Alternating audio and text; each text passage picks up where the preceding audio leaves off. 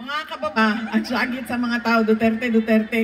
Nandito na ngayon si Vice President Sara Duterte sa campaign rally ng Team Yorme. Dito po yun sa Baseco Compound kung saan ngayon lang din nangyari to na ganito kadami ang mga tao ang pumunta ngayon dito sa stage. Halos umabot na sa likod. So tara, alamin natin ang mensahe ngayon ni Vice President Sara Duterte.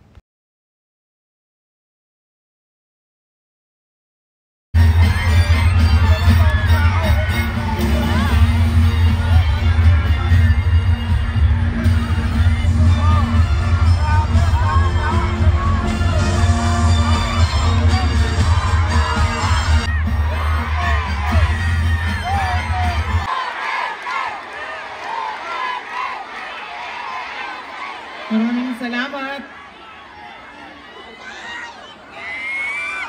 Mga kababayan, Assalamualaikum warahmatullahi wabarakatuh. Magandang gabi sa inyong lahat. Maayong gabi kaninyong tanan. Unahin ko po muna ang aking mga pagpapasalamat. Unahon-una nako ang paghatag ug pagyukbo kaninyong tanan. Una, sa ating mayor dahil pinahiram niya po ako ng stage, ng microphone, ng ilaw, ng kuryente para makapagbigay ng mensahe sa inyong lahat ngayong gabi. Maraming salamat po.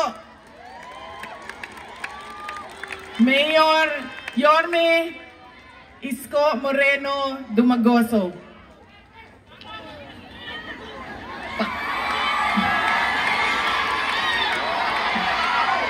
Darating tayo doon, sir. Sandali lang.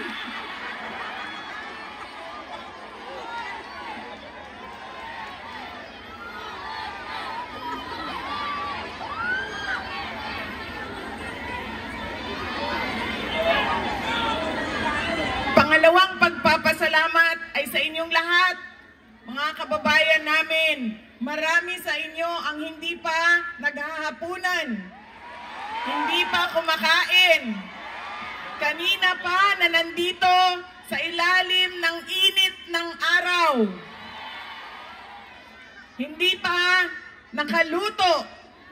Galing pa sa trabaho.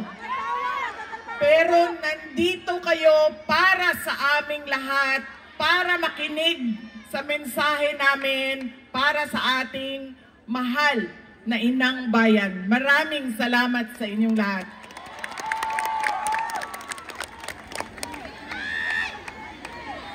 Ang aking kanang bisan asa kumuadto ba at sagit sa mga tao, Duterte. Kahit saan ako pumunta, ang sigaw ng mga tao, Duterte. Paalala ko lang, ako ay tumatayo dito sa harap ninyo ngayon, hindi kandidato. Dahil ang eleksyon ko ay sa 2028 pa.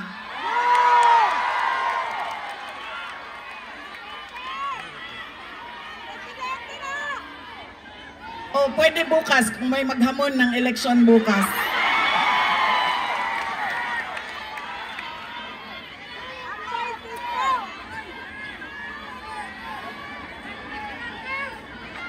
Baka kasi hanapin ninyo sa balota ang aking pangalan.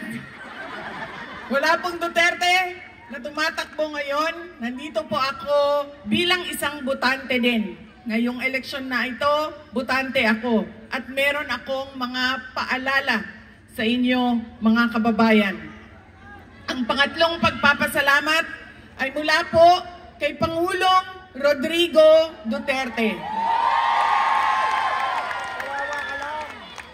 Nagpapasalamat siya sa pagpapakita ninyo ng pagmamahal, suporta, at pag-celebrate nyo noong kanyang 80th birthday noong March 2028. Maraming salamat sa inyong lahat.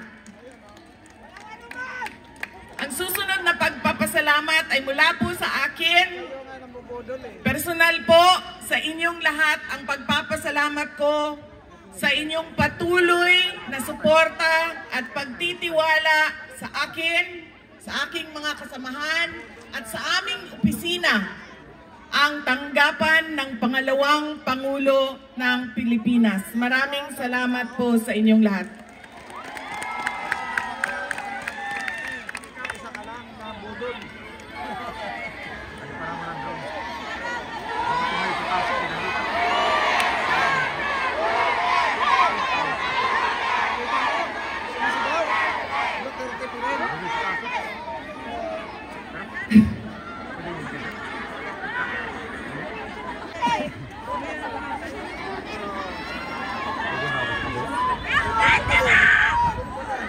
Ang susunod na pagpapasalamat ay mula po sa pamilya namin, ang pamilya Duterte.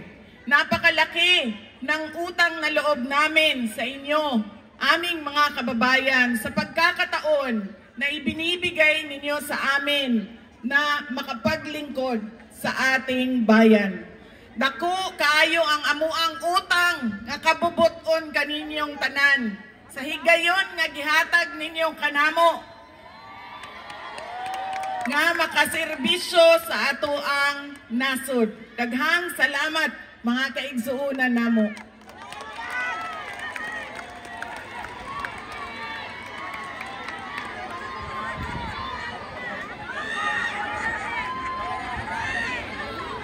Alam nyo, marami sa ating mga problema ngayon na nakikita natin sa ating lipunan. Korupsyon, droga, pang-aabuso, krimen, ay dahil sa ugali nating mga Pilipino kung paano tayo bumoto at pumili ng isang leader. Merong tatlong bagay na paulit-ulit nating ginagawa na mali sa ating mga halalan. Maraming nagtatanong sa akin, Inday Sara, ano pa bang matulong namin sa iyo? Dahil naaawa kami sa iyo. Wala na po kayong matulong sa akin. Dahil ginawa na po ninyo akong Vice President. Yan po ang pinaka-tulong ninyo sa akin. Ang kailangan natin gawin at ang kailangan ninyo tulungan ay ang ating bayan. At magagawa ninyo yan sa darating na halalan. Ang unang pagkakamali na ginagawa nating mga Pilipino. Kapag sino yung natatawa tayo, naaaliw tayo, sumasayaw at kumakanta, yun ang naaalala natin pag-upo natin doon sa presinto, sa polling precinct natin. Sila yung naaalala natin. Hindi na natin tinatanong, itong tao ba na ito, nung tumayo siya noon, ay ibinigay niya ang pangako niya. Noong itong tao ba na ito, noong